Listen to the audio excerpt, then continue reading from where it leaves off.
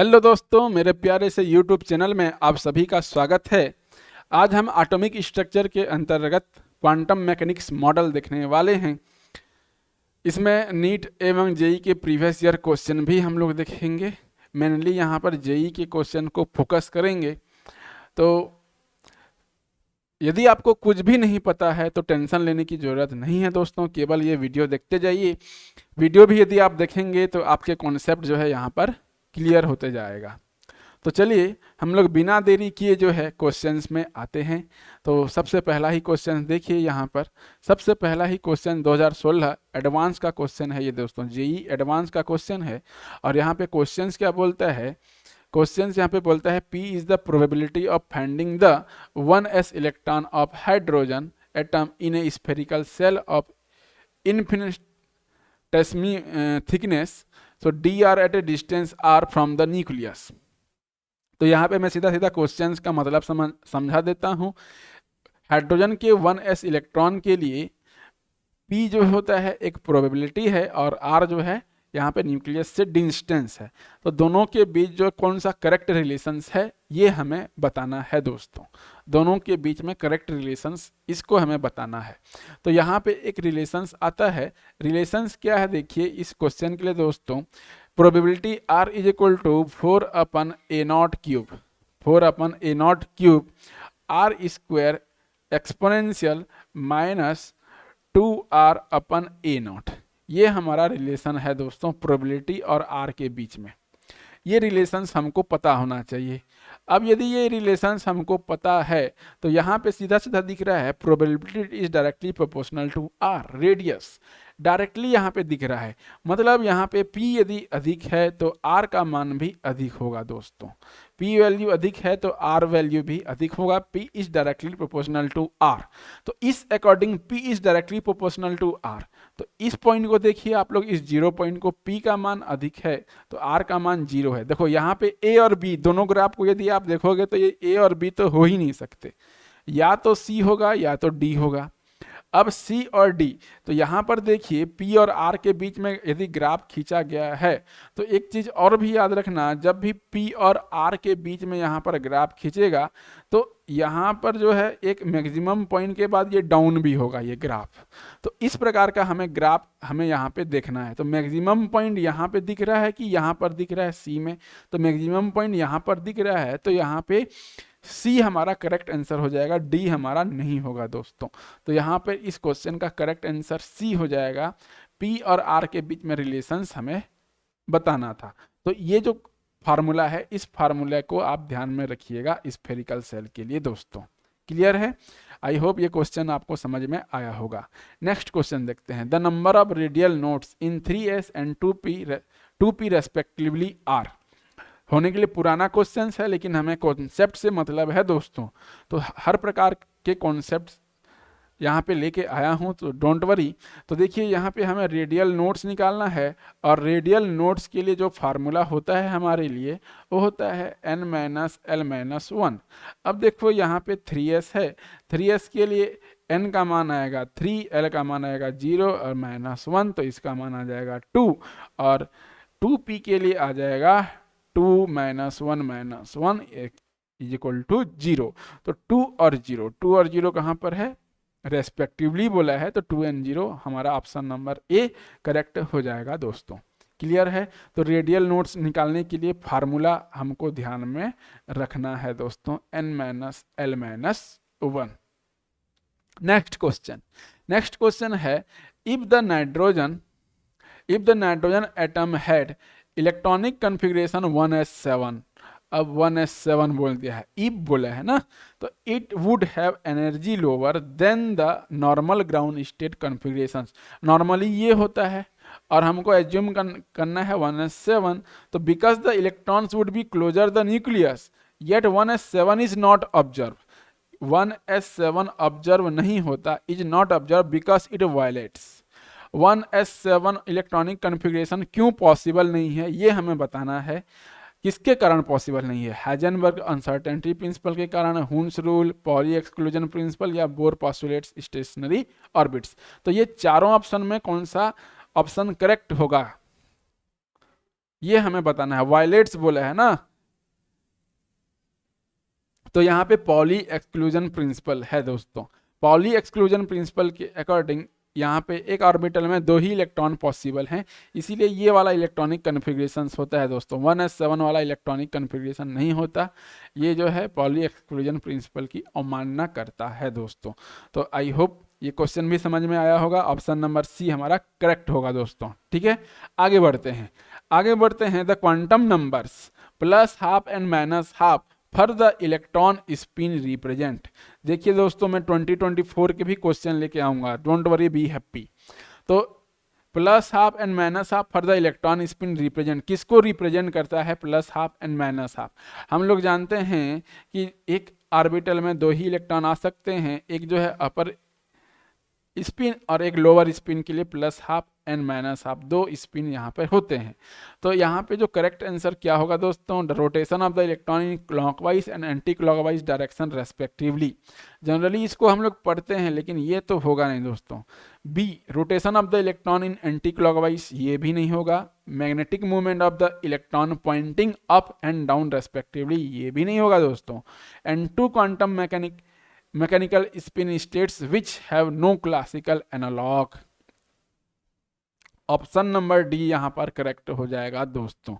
2 quantum mechanical spin states which have no classical analogue, ये हमारा correct answer हो जाएगा। बाकी ऑप्शन यहां पे कट जाएंगे दोस्तों।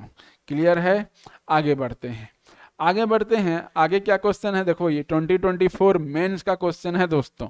Compare the energies of following sets of quantum numbers for the multi electron system. Multi electron system है, उसके लिए क्वांटम नंबर को हमको अरेंज करना है क्वांटम नंबर्स के according. Energy, compare the energies बोला है, तो कंपेयर करना है किसकी एनर्जी सबसे अधिक होगी।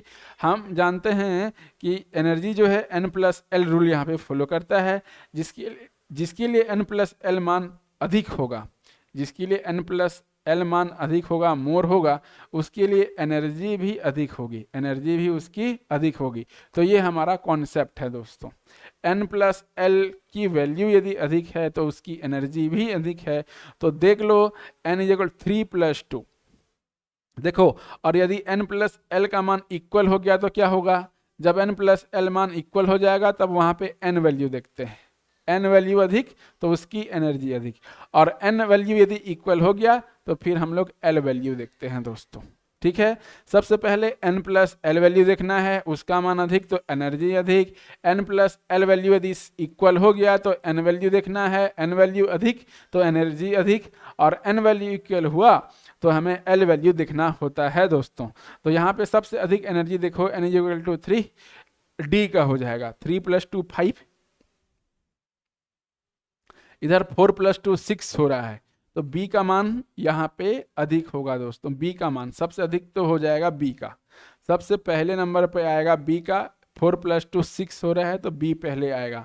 उसके बाद देखो 4 + 1 5, 4 + 1 5, और यहाँ पे 3 + 2 5, इसका ए का भी 5 है और डी का भी 5 है, ए का भी 5, डी का भी 5। अब ये तो इक्वल हो गए, तो हमें कौन सा वैल्यू देखना है, n वैल्यू देखना है, और n वैल्यू देखोगे तो n का मान अधिक किस में है, a में अधिक है। तो b के बाद क्या आ जाएगा, b के बाद a आएगा, a के बाद कौन सा आएगा, d आएगा दोस्तों, a के बाद क्या आएगा, d, d आएगा, और d के बाद इसमें देखो e और c में किसका अधिक होगा, देखो 3 + 1 4, और इसका भी 4 4 4 आ रहा है तो ई देखो, उसके बाद ई आएगा, उसके बाद सी आएगा। देख लो, मैच कर लो, BADEC कहाँ पर है, ऑप्शन नंबर बी में है। तो ऑप्शन नंबर बी हमारा करेक्ट हो जाएगा दोस्तों। क्लियर, नेक्स्ट देखते हैं। नेक्स्ट क्या है, the number of radial nodes for 3p orbital is, मैंने अभी बताया था n-l-1, ये हमारा फार्मूला होता है रेडियल नोड्स के लिए दोस्तों। तो देखो फार्मूला में मान रखो 3p का, तो यहाँ पे 3 - 1 - 1 = 1, तो यहाँ पे 1 नंबर ऑफ रेडियल नोड्स होगा। तो ऑप्शन नंबर ए हमारा करेक्ट हो जाएगा। 2024 मेंस का ही क्वेश्चन है दोस्तों, आप आसानी से सवाल को हल कर सकते थे दोस्तों। तो ऑप्शन नंबर ए हमारा करेक्ट हो जाएगा दोस्तों। क्लियर, आगे बढ़ते हैं। The 4 quantum number for the electron in the outer most orbital of potassium. Potassium 19 इसका इलेक्ट्रॉनिक विन्यास करना है और लास्ट इलेक्ट्रॉन का हमें चारों क्वांटम नंबर का मान हमें यहाँ पे निकालना है दोस्तों। क्लियर है। अब पोटेशियम 19 का जो लास्ट इलेक्ट्रॉन होता है वो 4s1 होता है, तो यहाँ पे n का मान 4, l का मान 0, m का मान भी 0 और s का मान जो होता है वो +½ हो जाएगा दोस्तों। देख लो आप, मैच कर लो। n = 4, l = 0, m = 0, option number C हमारा करेक्ट आंसर हो जाएगा। सिमिलरली देखो एक क्वेश्चन और 2024 मेंस में पूछा गया है, साथ ही साथ 2013 में भी यही सवाल 2 बार आ चुका है जेई में दोस्तों। जेई में ये क्वेश्चन 2 बार आ चुका है। देख लो, the correct set of 4 quantum numbers for the valence electron of rubidium. Rubidium का हमें निकालना है। अब इसको तो आप निकाल ही सकते हो, लास्ट इलेक्ट्रॉन यहाँ पे 5s1 होगा। अब 5s1 के लिए चारों क्वांटम संख्या का मान आप निकाल सकते हैं। तो ये आपका होमवर्क होगा। कमेंट्स करके मुझे बताइएगा दोस्तों कि यहाँ पे कौन सा ऑप्शन करेक्ट होगा दोस्तों। नेक्स्ट देखो, arrange the following orbitals in decreasing order of energy. Decreasing order of energy मैंने यहाँ पे आपको बता ही रखा है, इसके पहले भी इस प्रकार का क्वेश्चन सॉल्व कर रखा है। ये 2023 मेंस का सवाल है और इस प्रकार का क्वेश्चन 2024 में भी आया हुआ है। इसका कॉन्सेप्ट क्या है देख लो, इसको भी मैं नहीं बताऊंगा, इसको आप सॉल्व करना और कमेंट्स में आप आंसर बताना, क्योंकि इस प्रकार का सवाल मैं आपको बता चुका हूँ। कॉन्सेप्ट यह है, n+l का मान हमें देखना है। n+l का मान यहाँ पे अधिक होगा तो यहाँ पे एनर्जी का मान भी अधिक होगा। एनर्जी का मान भी अधिक होगा। यदि n+l वैल्यू सेम है तो हमें देखना है n वैल्यू, और n वैल्यू जिसका अधिक आएगा उसकी एनर्जी अधिक होगी दोस्तों। और n की वैल्यू यदि सेम आ गई, याद रखिए n की वैल्यू यदि सेम आ गई, n की वैल्यू यदि सेम आ गई तो वहाँ पे l वैल्यू देखते हैं, l वैल्यू देखते हैं। तो इस प्रकार से आपको कंपेयर करना है और आंसर बताना है। तो इसका आंसर नहीं बताऊंगा, पहले इस प्रकार का सवाल मैं आपको करा चुका हूँ, आप देख लेना दोस्तों। अब यहाँ पे एक सवाल यह है, द वेव फंक्शन जाई of 2s is given by.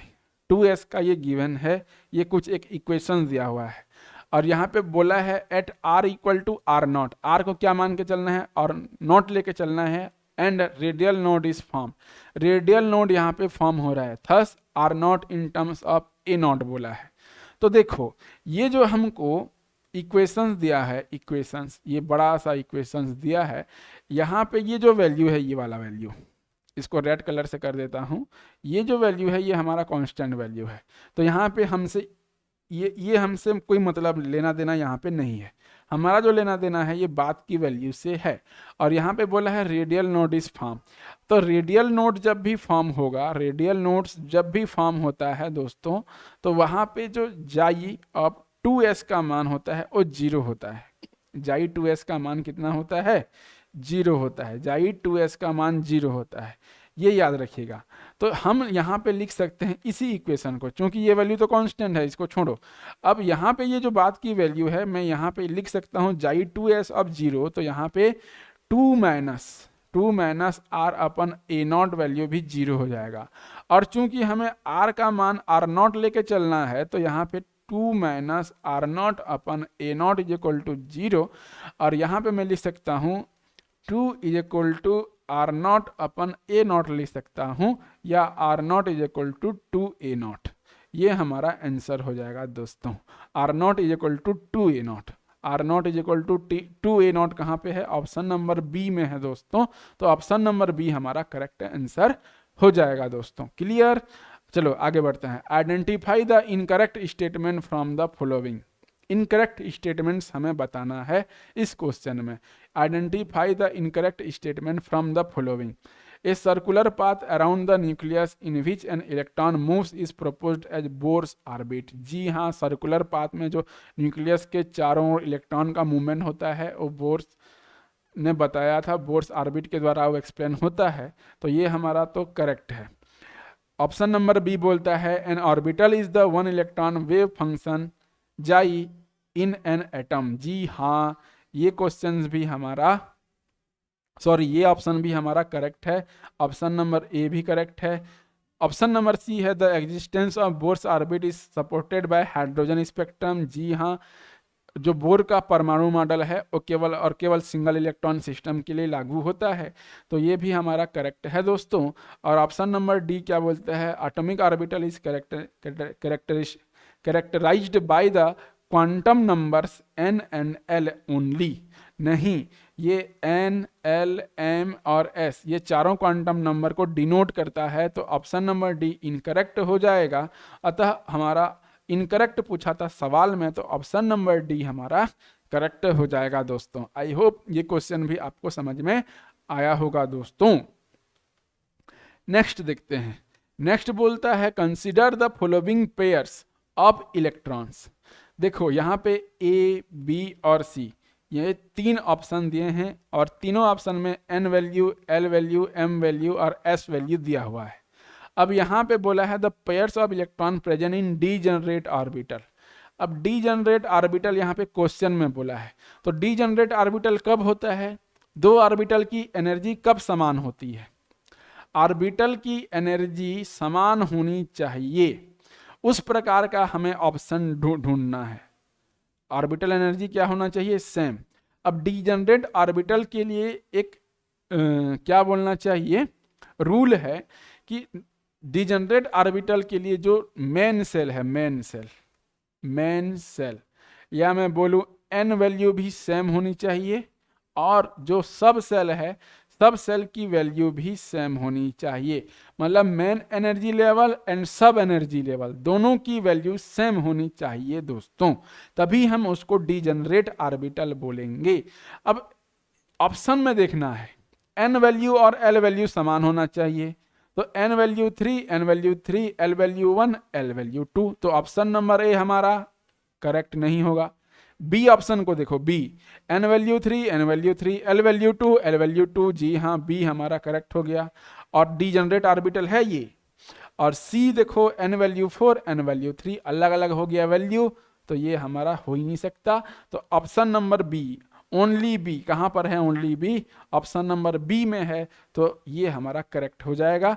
और ये कॉन्सेप्ट है, ये कॉन्सेप्ट है, कॉन्सेप्ट को नहीं भूलना दोस्तों। n वैल्यू भी सेम होना चाहिए, l वैल्यू भी सेम होना चाहिए, मतलब main energy level and sub energy level both same, main shell या सब सेल दोनों सेम होना चाहिए दोस्तों। क्लियर, आगे बढ़ते हैं दोस्तों। आगे देखो, ये थोड़ा सा कैलकुलेशन बेस्ड है लेकिन टेंशन मत लेना दोस्तों। तो देखो, in an atom total number of electrons having quantum number n is equal to 4 दिया है, और यहां पर l वैल्यू जो है 1 दिया है और स्पिन का मान दिया है -12, ऐसा कुछ दिया हुआ है दोस्तों। तो देखो यहाँ पे मैक्सिमम नंबर ऑफ इलेक्ट्रॉन हमें ढूंढना है, मैक्सिमम नंबर ऑफ इलेक्ट्रॉन्स का मान निकालना है। तो देखो n वैल्यू 4, तो 4, l का मान 0, 1, 2, 3 होता है, तो s, p, d और f ये 4 ऑर्बिटल होते हैं। अब इन चारों ऑर्बिटल में जो l की वैल्यू 1 होती है वो p के लिए होती है, तो मैं यहाँ पे 4p लिख देता हूँ, 4p लिख दिया, और s का मान -12 बोला है। तो 4p में कितने मैक्सिमम इलेक्ट्रॉन हो सकते हैं, क्योंकि यहाँ पे 3 ऑर्बिटल होते हैं इस प्रकार से, तो यहाँ पे मैक्सिमम इलेक्ट्रॉन कितने आ सकते हैं, मैक्सिमम इलेक्ट्रॉन यहाँ पर आ सकते हैं 6, 1, 2, 3, 4, 5 और 6, तो यहाँ पे मैक्सिमम 6 इलेक्ट्रॉन आ सकते हैं दोस्तों इस 4p ऑर्बिटल में, तो यहाँ पे हो जाएगा 6 हमारा आंसर होगा दोस्तों। क्लियर, आगे देखो, आगे बढ़ते हैं। The maximum number of orbitals, ये भी 2024 में आया हुआ सवाल है दोस्तों। The maximum number of orbitals which can be identify with n is equal to 4, l is equal to 0 is, l is equal to 0 is.